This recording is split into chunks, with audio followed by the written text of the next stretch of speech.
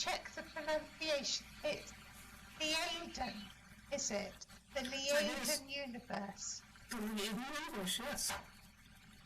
Okay, good.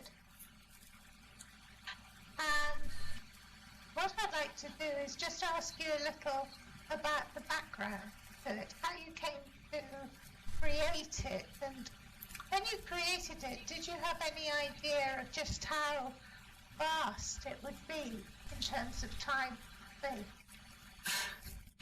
Well, no. When I created it, the Liaden Universe is sort of my fault. I made up stories when I was a kid. No one else has ever done this, I know. And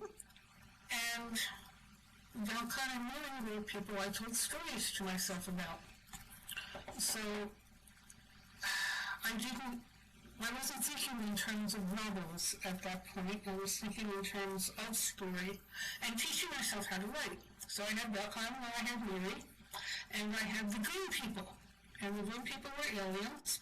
And whenever Belkan and Miri were having an adventure and we got into a jam, we hit a dead end, the green people would arrive and do something inscrutable and jump the story to another track so I could continue telling the story. And so that's the background. That's the deep, deep background of the Liaden Universe. And when I met Steve, I told him about this world that I had been working in great depth over a week of walking around and saying, well, tell me more. So he's the genius that brought it to novelization from stories that you tell yourself. Right.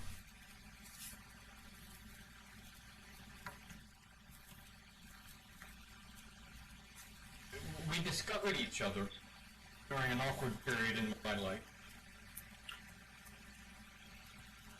After where I should be sleeping got spread out, we decided that we should probably think at the same time. And after that, it became a that eventually we would be working on the same story again with our stories, which we can tell you about at the point. But the important thing was that I came being a chess tournament director one weekend, and said, "Here, I think," and handed me a page of paper that had one line on it. Later I found out when I went upstairs, there was a whole... Oh, the line was, the man who was not Terrence O'Grady had come quietly. Which is the first line to Agent of Change. And who was not. Right. And I said to Steve, I think I have a novel I came here. and looked at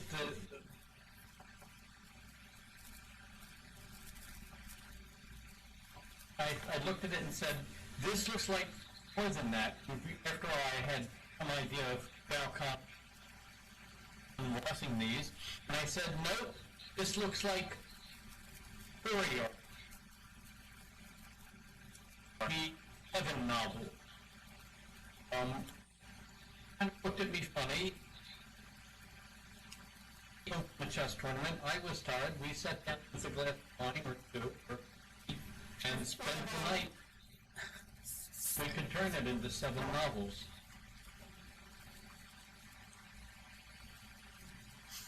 And so you started there. Right.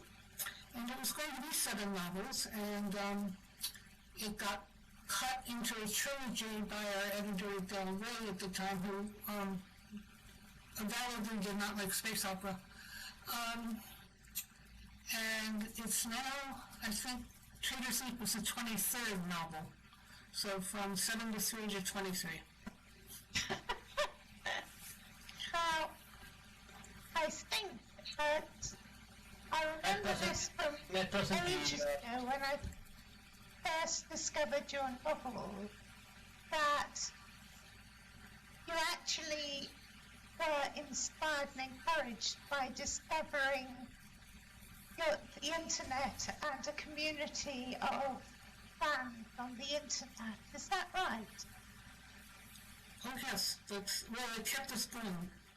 We had, at the point the internet arrived in Maine, we were, according to our publisher, Washed Up Writers.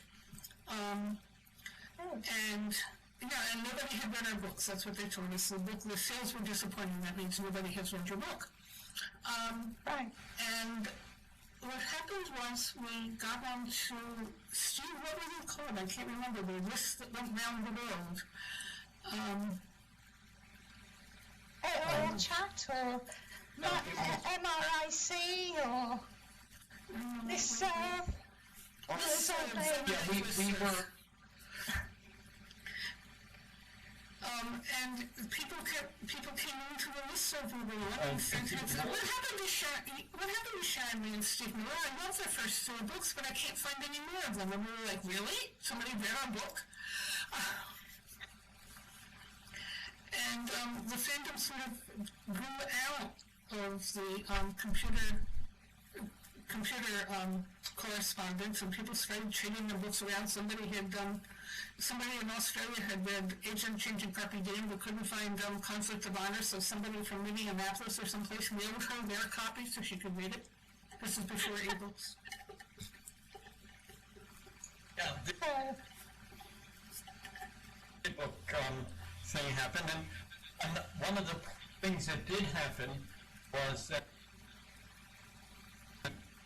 we tried to explain to one of our editors in New York that we had a lot of interest in our work on the internet and electronically, and the statement that came from that was, we're not worried about a few. Yeah, the question was, we're not going to reprint your books to satisfy. And that was during the period of Genie.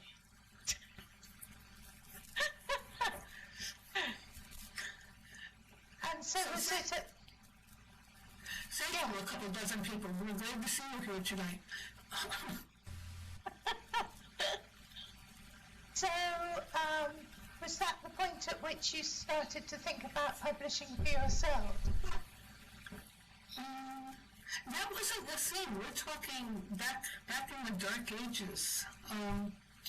What we did do was, because now we have this group of Liaden readers that we had that had pulled themselves together, and we were able to talk to them on the internet through a listserv. We said, looks like the new novel is not going to be, is going to be a non-starter.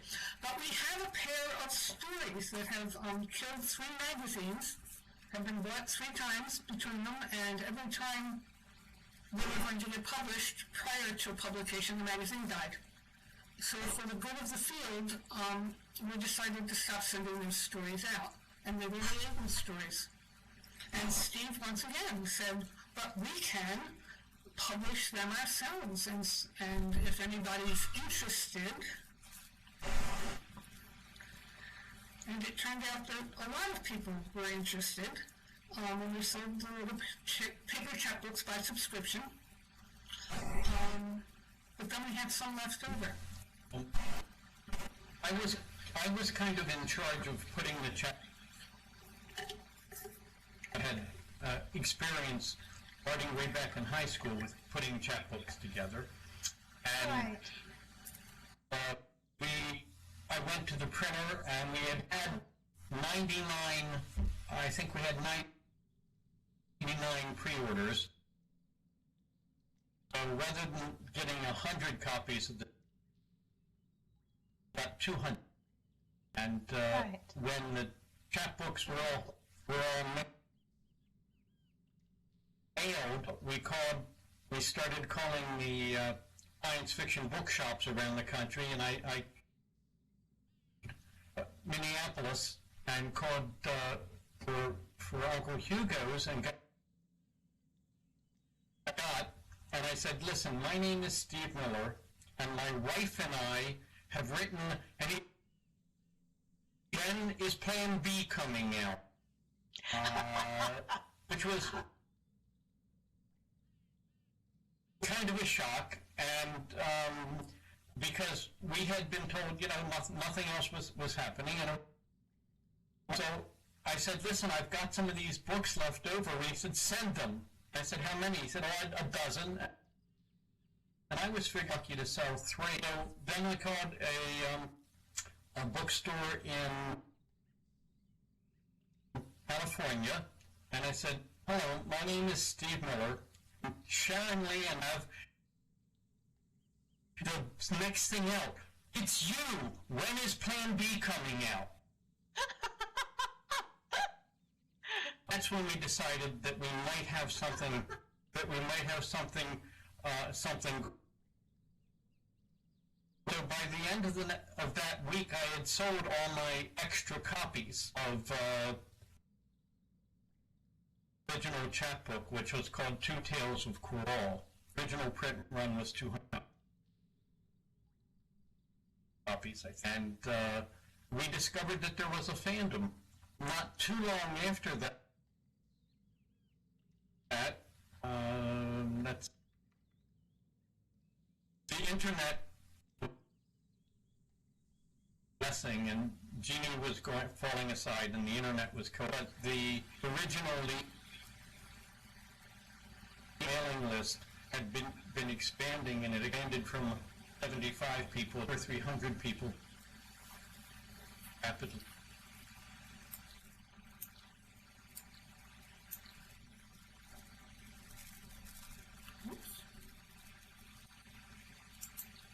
Oh.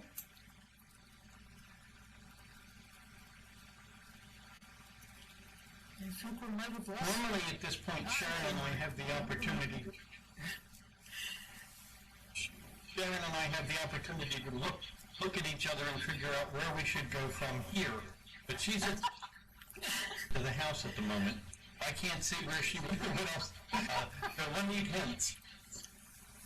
Okay, so what I'm going to do is actually ask you a question, because what was the next stage?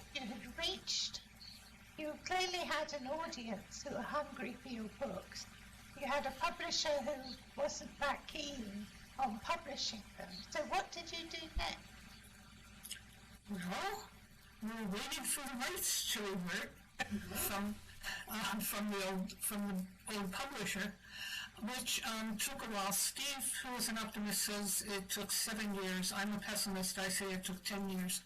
But eventually we got them back, and then we got a phone call from a guy in Georgia who was starting a publishing house with a really interesting premise.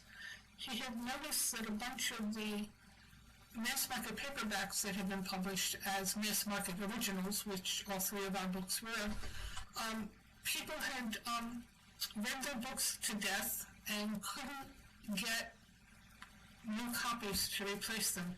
So he was going to go into business reprinting all of those much-loved books that had fallen out of print. And he called us because he said that he had read Agent of Change, and it was charming, and he wondered if the rights were available. This never happens. We need to mention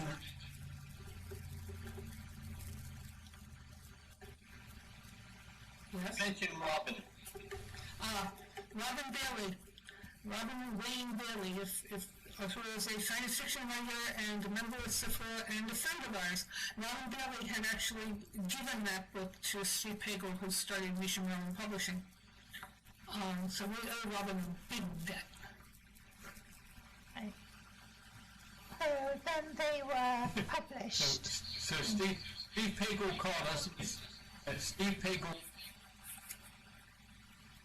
wanted to know if the rights were available, and we had just gotten them back. And we explained to him that there's these 3, right? That actually there was another but it had been turned down, and he said, okay, I'll take it. I mean, he hadn't even seen it. I said, I'll take it. And then we explained that, well, actually,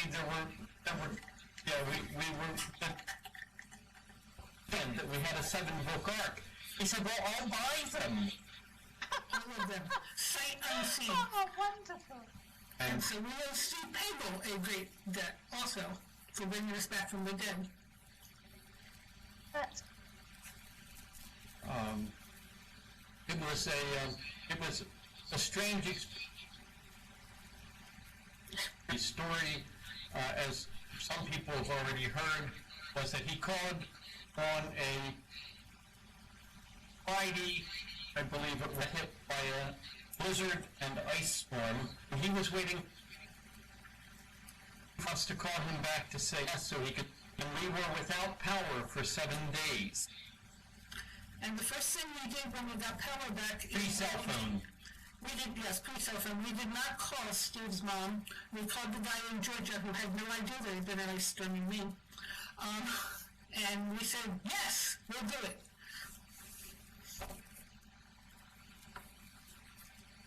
That's brilliant. That's brilliant. But he probably thought that you talked long and hard and discussed whether you were going to do it. And really, you were just saying, melt ice so we can talk to him. Well, it wasn't melt ice, it was actually getting the wires back up. All of the wires had fallen down. Live wires on ice, not a good thing. Yeah. Roads were blocked.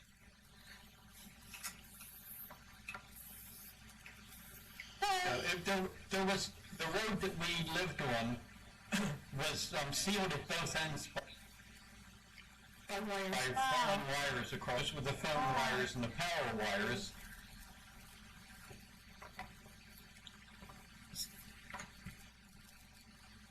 So, I believe that at some point you got into e-publishing very early.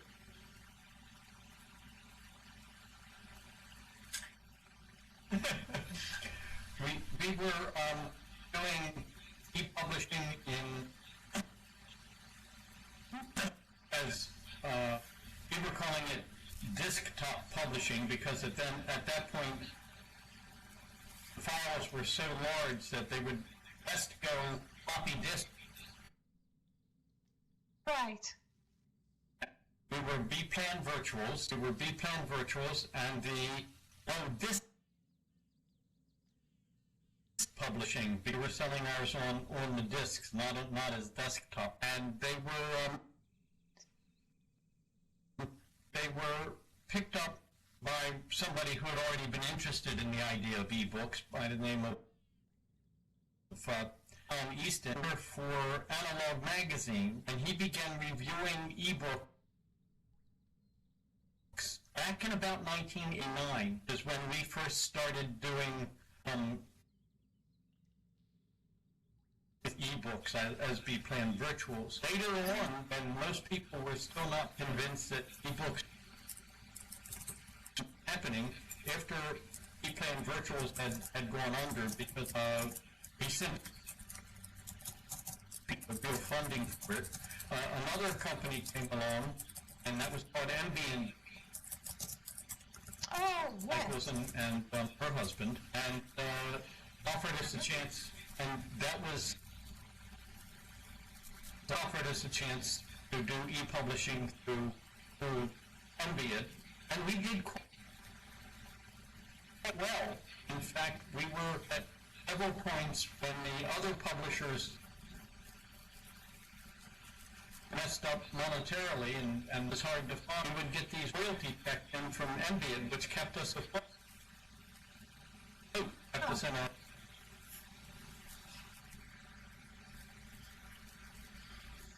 So,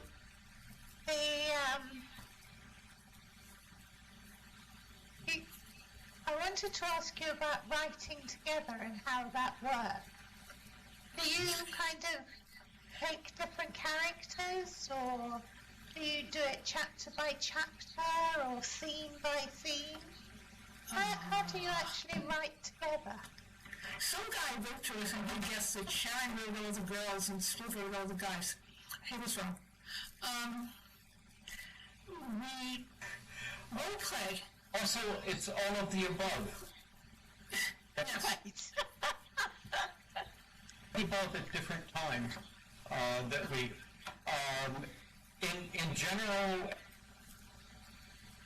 it progressed after we got through several books in a row.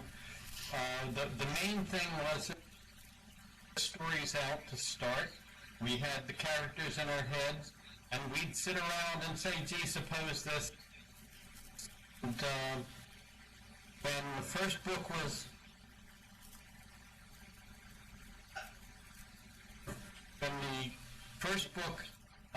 was done, and we were under a head going there. Sharon essentially wrote the first book with following every word, I suspect, and we talked the story out ahead of time. Sharon had what happened that we were living in a place that was very crowded. It was World War II housing, still in the late 70s and 80s, and the walls were very thin. So I would say that what happened, I get very excited sometimes when we're. You want to explain about Sean? Do I want to explain about Sean? How can I explain about Sean? We have been actually role-playing, and we lived in this, as Steve said, these very thin-skinned apartments. And the guy who lived next to us was kind of a crazy guy. He was one of those guys who would yell at his wife, make me a sandwich, and she never did. But she would bring him food. So we would be privy to their fights and the fights of the people on the other side. And so Steve and I were talking one evening about, it was Dom and Ertom.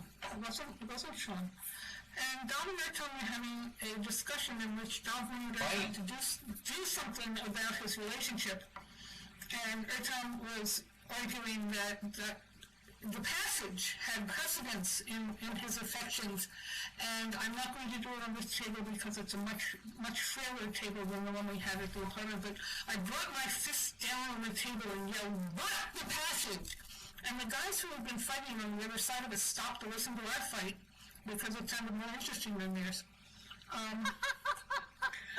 So we do take role-playing seriously. And it's a remaining big tool, a constant big tool in how we write things. If something's not working, we almost always argue from the character's point of view. Will the character do this? If the character won't do this, then we have a God's of plot problem, and we need to work out what the character will do. And pretty often that's through role-playing. Developed a kind of process where one of us developed the process where we the book and do the basic part of the writing and the basic part of the typing. Another would fill in, would do commentary, would have special write, but not be doing the entire process. What would happen in that, if we needed a third vote about something, was that the person who had come to the table the idea originally, that novel idea, or could have the deciding vote on whether thing went into a book or not. And at one point, we were lucky enough to have some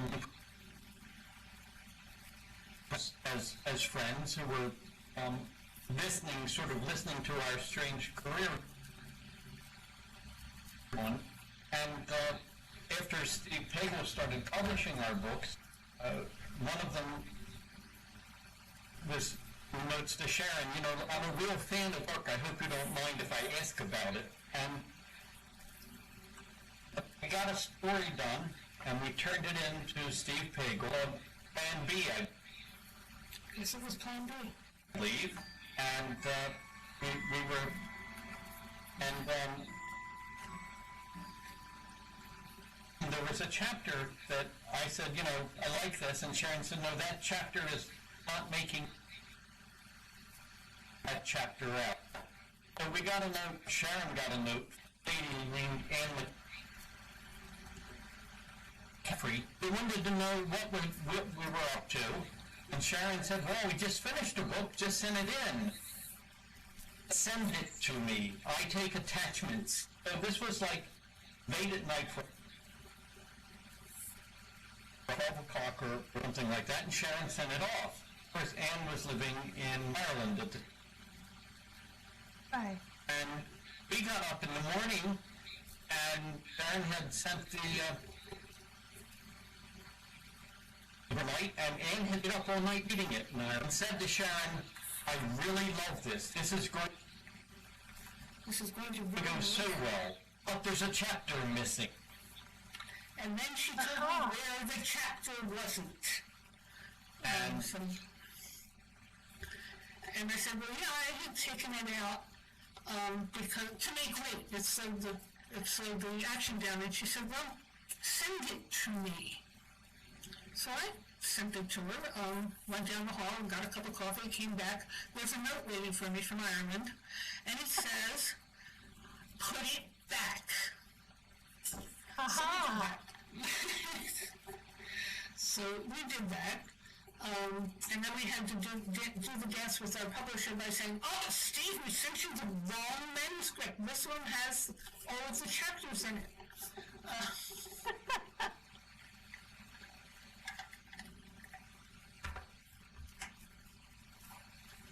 So the published version of Plan B knows a lot to Anne. She was kind enough to read a number of our things and to discuss our work with other writers and fans. We had had a hard time for a while. We were living out to was. He was very good about helping spread the word.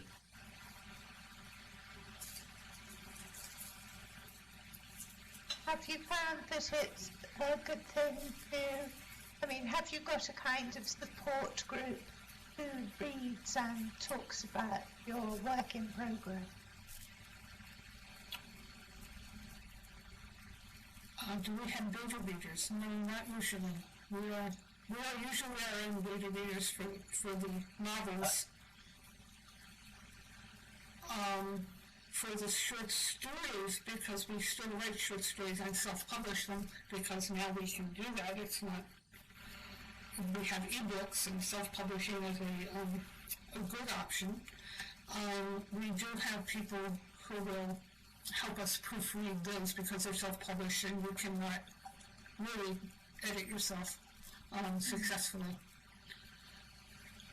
But for the novels, our editor, Johnny Weiskopf, is a big Liaden fan, so she said when a Liaden book comes in, she's reading for story and content, and she knows who the characters are, so she's our best beta reader, I think. So, the time come into a book where we were having aren't sure about, and we would say, this is the problem that we're having, what do you think? And she was dead on with what changes were useful. So, by now, with 23 books under your belt, your collective belts, you have a whole universe and you cover a period of thousands of years. How do you keep track of all the strands and all the... If I say we remember it, people usually fall. We have help. Yes, we do. We do have help.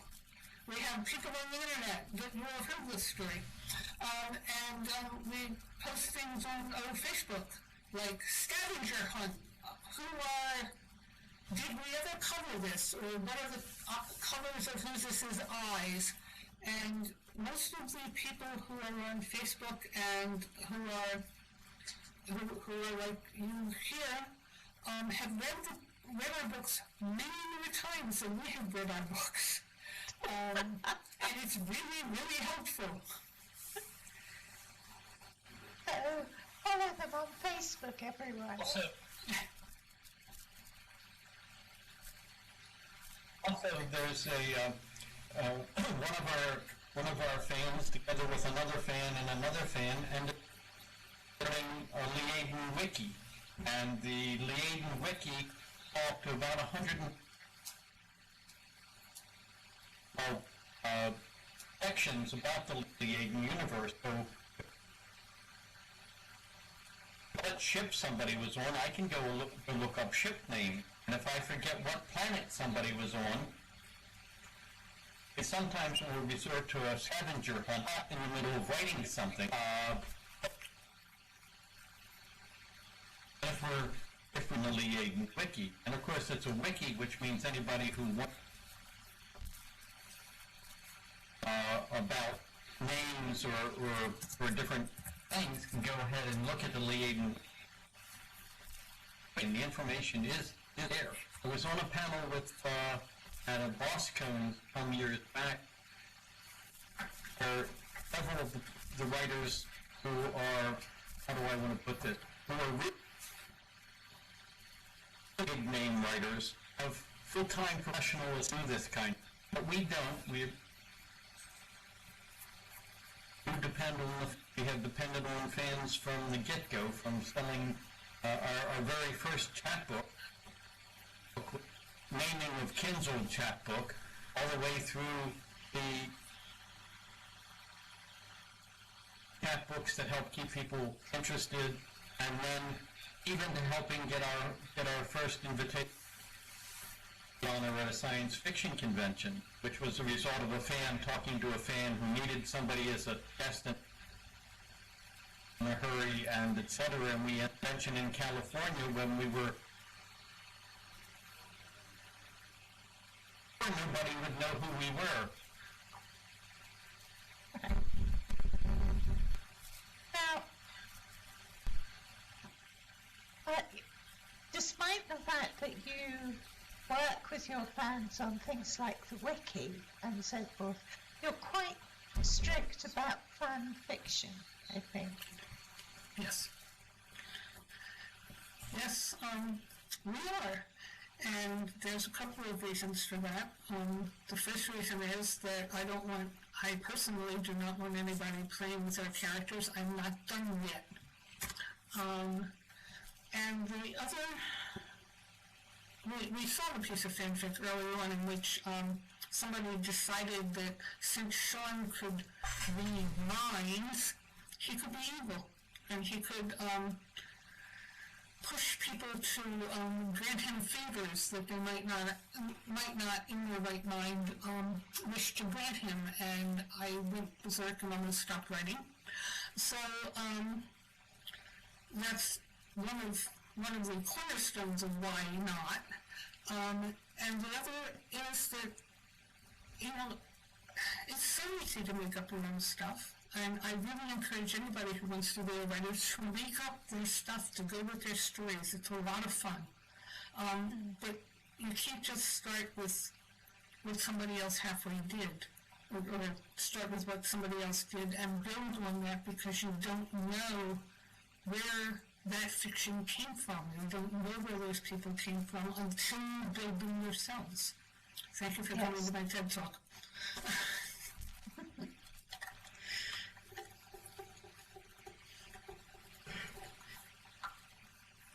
One of the interesting things is that in the early days of my writing, even before I had met Sharon, I'd been invited to go to a couple of gaming groups at Hopkins University in Baltimore. I went to the group and had an enjoyable time, but then I came home and realized that I had much the same energy to work in somebody else's universe as I would to my own, and I wanted to work in my own. I was a full-time writer So I was 11 different newspapers, two magazines, a music magazine, and got picked up as an editor of a newspaper. So, I was quite busy. Didn't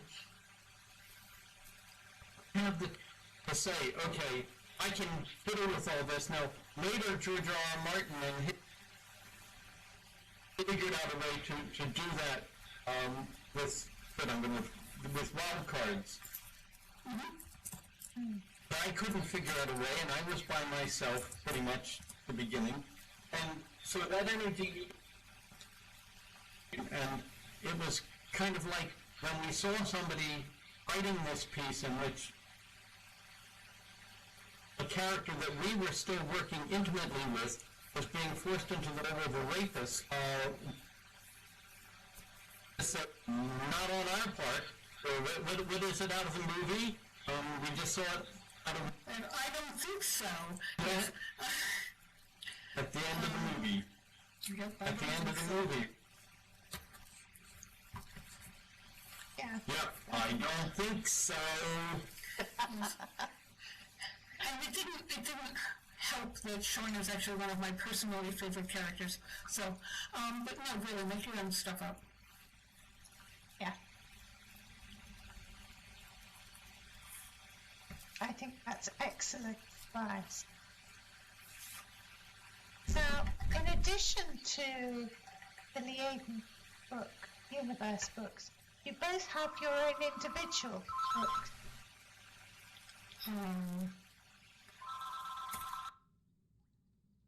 You're going to have to get that.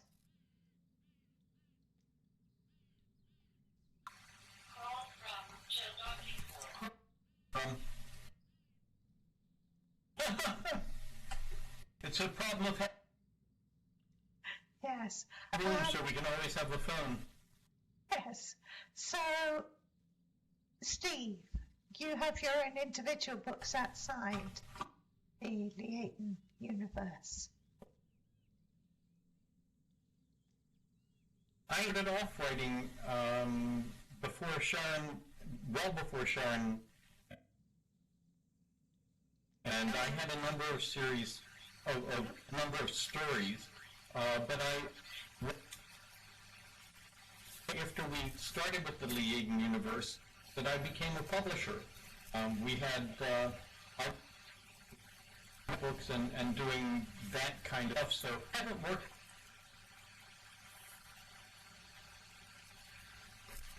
two short stories, don't work much outside of the Liaden. Not that I don't to it's the way I work, and I had been doing all the other kind of writing for years. For a while I was running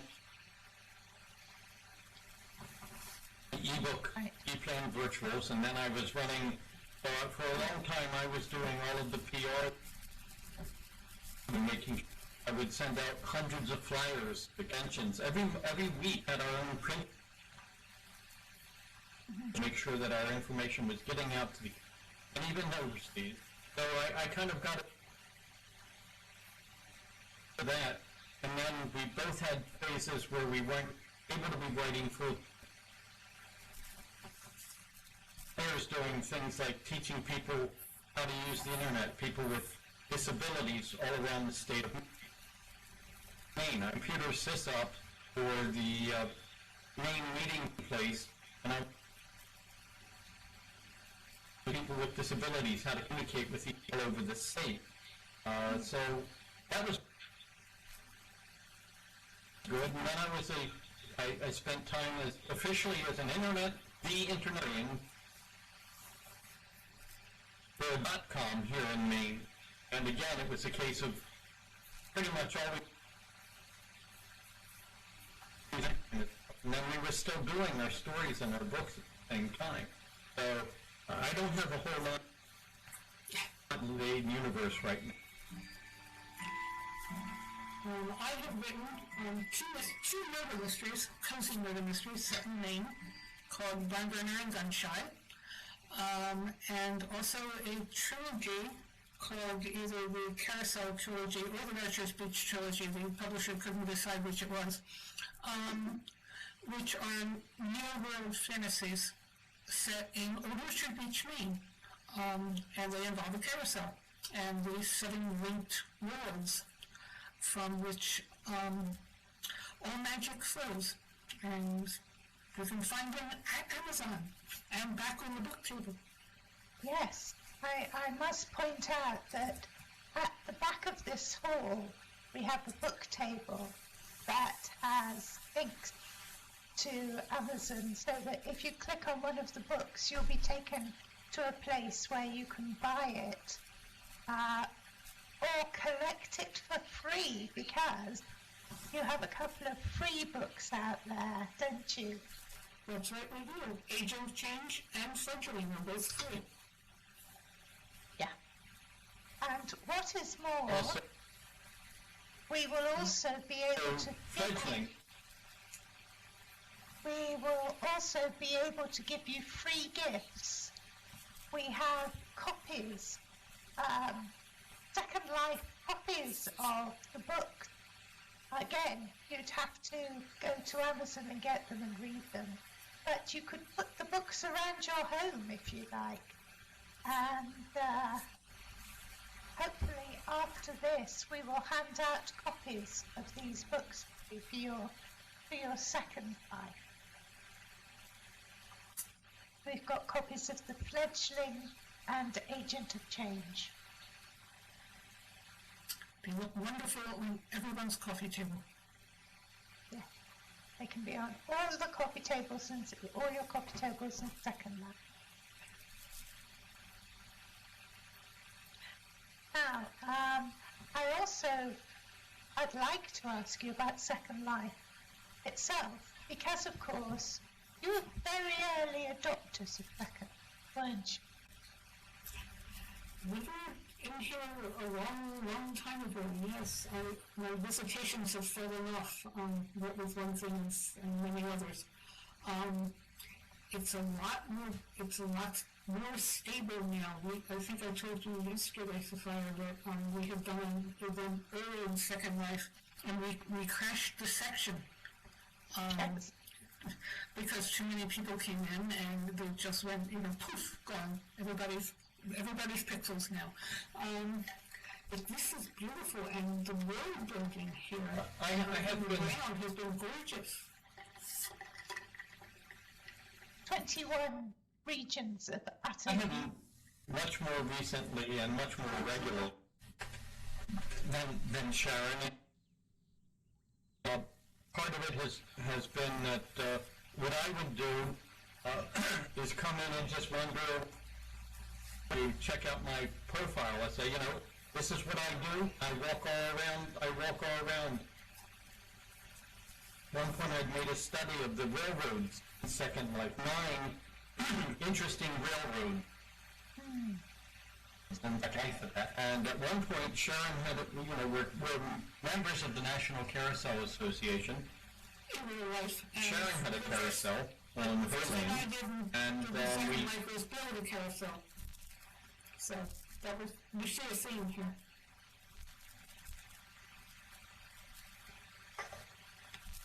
So you had a location called Chartres, yes? That's not Chartres. Well, Chartres, but that is not ours. Chartres. That was built and is maintained by a long-time Liaden fan, Angie Diaz. And she lets us live there. But it's a beautiful place. Again, we were depending on fame. A story and world, the publishers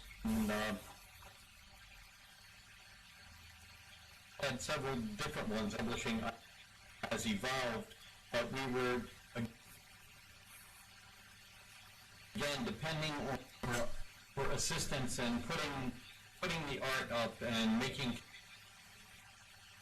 connections to things, because the rest of the PR that we were doing outside of, we did need to be careful where we were putting on putting our energy.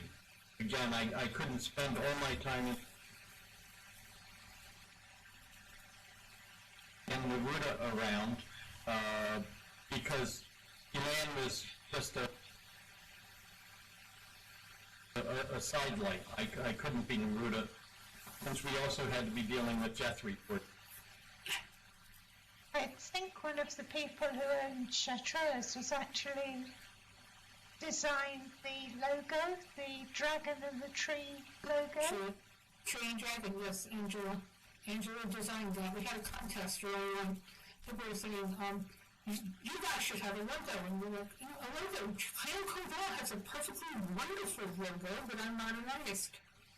So, Angela did the winning design. And that's the tree and dragon we use to this day. That's wonderful. And yes, of course, that symbolizes the tree, doesn't it? So again,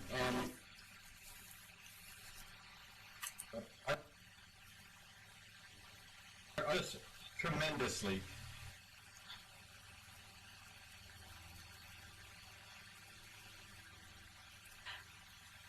Now we're coming towards the end of our hour of talking, but there's one very important topic that I cannot leave untouched in the last few minutes before we open to audience questions, and that is cats. Cats are very important to you, aren't they? Well, yes, aren't they important to everybody?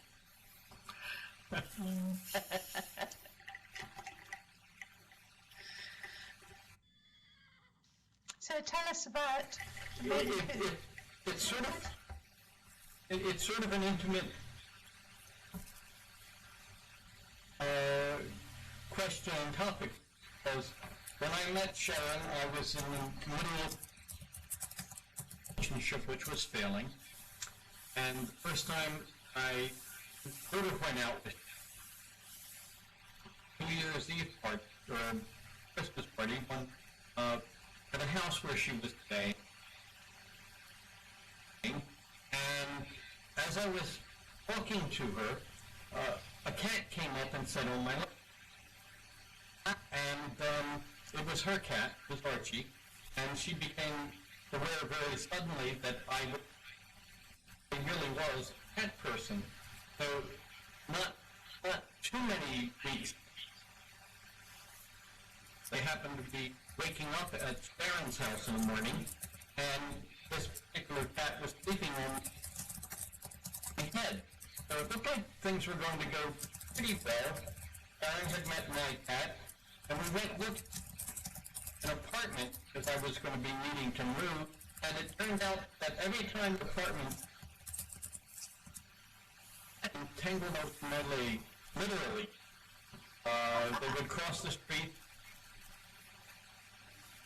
What are you doing? I said, well, I just do this. I walk down the street and she thought that somewhere in the midst of all of that, we discovered that between really did bond, and so the cats were all intertwined with that.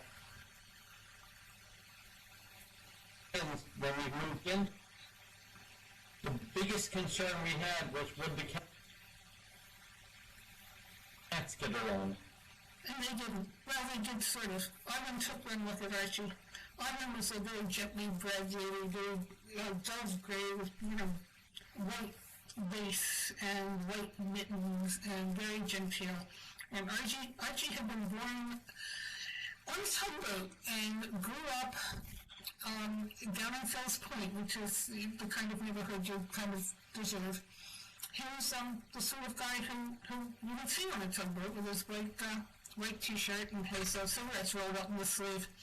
And Auburn took one look at Archie and looked at Steve with this expression on her face, which was like, remove it.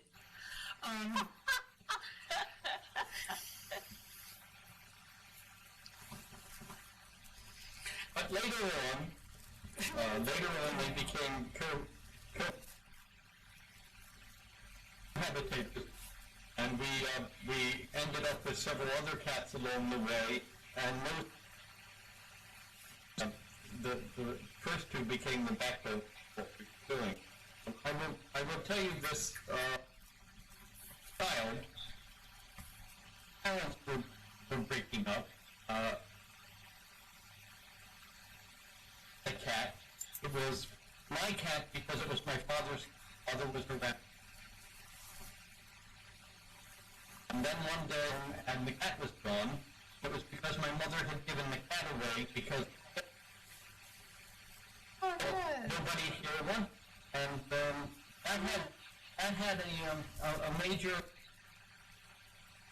on me. Later on, I had a chance once I got out of college to share a house with two other guys, and there was a cat there, and mostly my roommate's cat, but mostly came in and slept with me every night. So again, this cat thing is something that we both have done. Sharon had to learn for our neighbor that he was not going to sit and sleep with an alarm clock. I live in a house with puppies. Because that's how Sharon had been brought up with puppies. Right. And my brother actually home, and I made him up a nice box with a blanket and a clock, a wind-up clock, and tucked it under there, and told him good night, put him in the box, got into bed, and he was in bed before I was. He's like, hey, you like the box so much, you sleep there, but I've got a bed. So he taught me a lot about being a cat. Yeah. They do. They're good. They're good teachers if you want to know things about cats. Yeah. If you want to know anything else, maybe not so much. So, I'm now going to ask, and we haven't got very long, I'm afraid, but I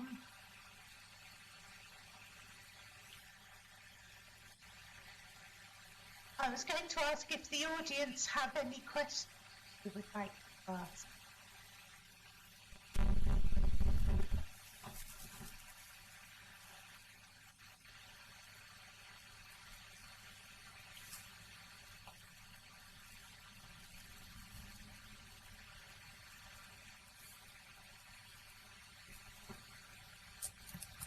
Now, the clock that's chiming is the regulator clock that sits on the wall, that hangs on the wall. The mantelpiece clock is still with the clock doctor. We hope to pick it up real soon. I keep looking for it in its spot on the bookcase, and it's driving me crazy that it's not there. If the clock that you are hearing is a clock that for, I believe, my birthday, and she knew that I was in love with the clocks. That he had many clocks around his house, grandfather clocks and cuckoo clocks, and so I used to squirrel away extra money and bought me a very nice clock that arrived in pieces. Literally, the box arrived and you could hear the glass crunch. And I had no idea what it was, but it was since it had come. It was addressed to me, and he explained what it had, whoever it was, UPS or whatever, and eventually got the replacement clock in, and that's the one. The one that was being repaired was sort of a, you know what? I've always wanted one of those. Let's go get one. And within the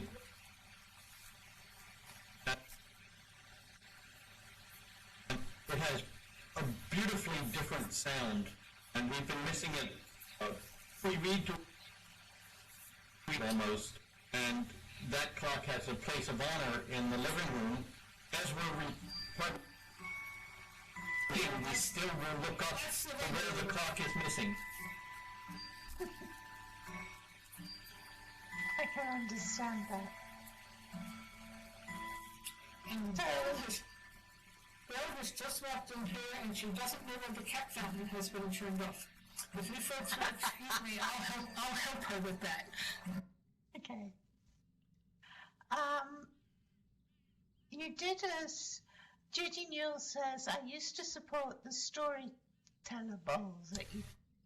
Does that still run for some of your tales? Can you explain that for others too, if it is running? The storytelling,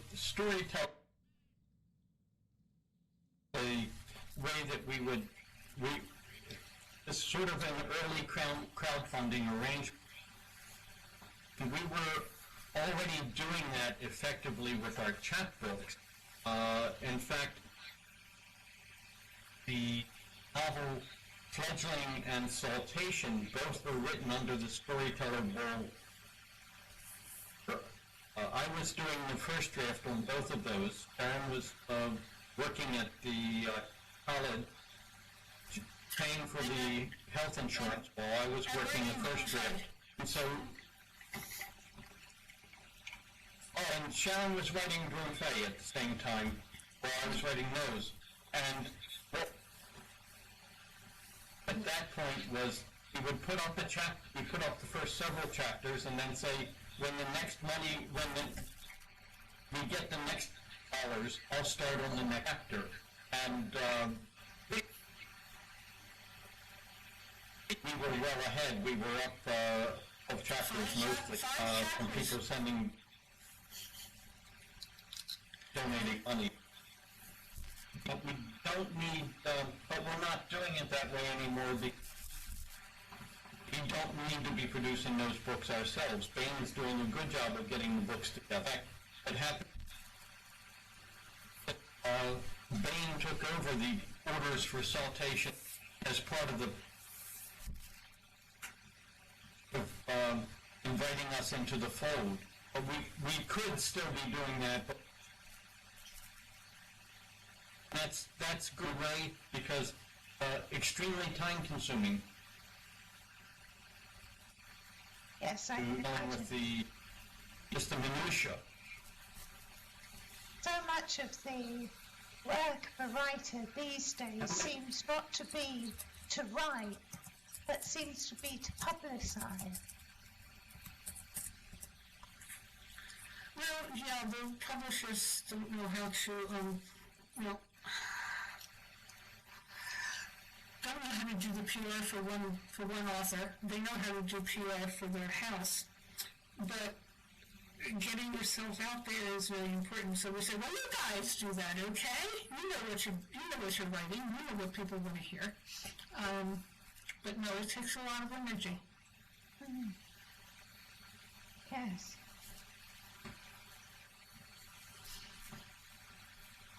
And That's a shame, because it's stopping the writers really is a doing. case of us having been there and done that.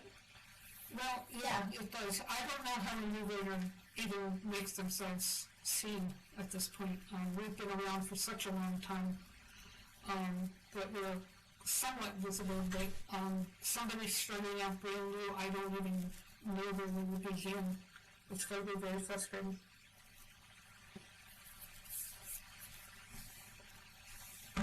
Yes. Yeah. Go on, The Steve. things that happened, for example, with me is that one of the things that happened with me,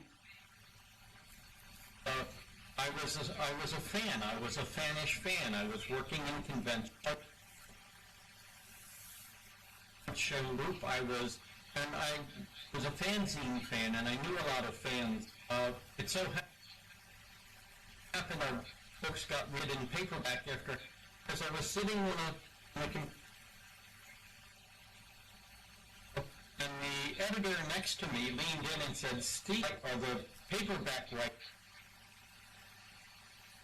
serialable?" And while we were talking on the panel, and I leaned over to her, she said this very quietly as somebody else was talking, and said, "Yes, they are." So that particular editor had been a fanzine fan with me many years before, so already knew the people. We were part of the field in Trinity. she had also turned down the Basically. occasion of change when we were shopping it the first time. Right. Well, she sent it back. She said, "What is this, John McClure in space?" Like it was a bad thing. So it was kind of nice for her to buy. What did she buy? But then 7 of them? That's good. That's excellent. Yeah, she bought 7. Mm-hmm.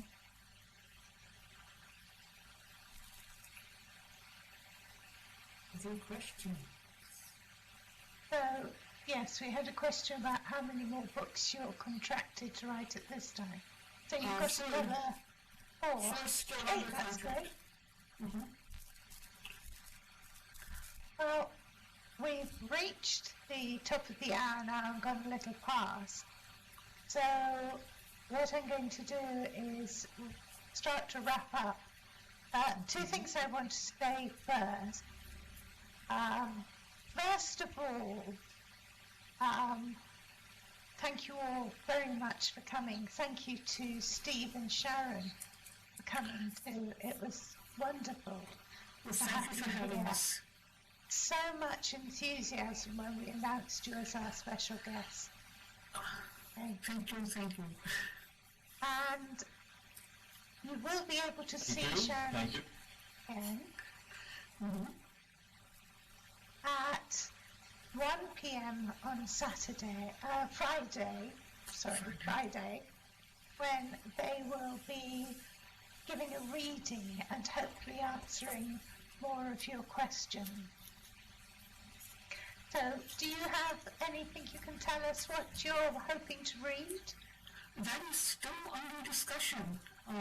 Since this looks like a group who has who knows what Liaden is, we might read something from the new book. Ooh. That's going to be a treat. Now, if you would like, do browse the book table at the back of the hall and because you can pick up some free books there, but you can also buy some books for a part of the Relay for Life of Second Life. So we try and raise money for it through these events like these. And I was going to say, I have got copies of the books to give away, so you can have your own Second Life copy. And I know that Dorney Davio, who is here too, has got copies as well. So if you would like to come, if you would like to IM me, I can send you a copy of Fledgling and also Agent of Change. You can IM me or you can IM Dorney Davio and we'll give you copies.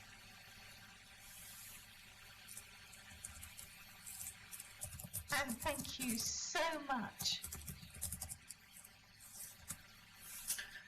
Well, please feel being here. Thank you for inviting us. We had a great time.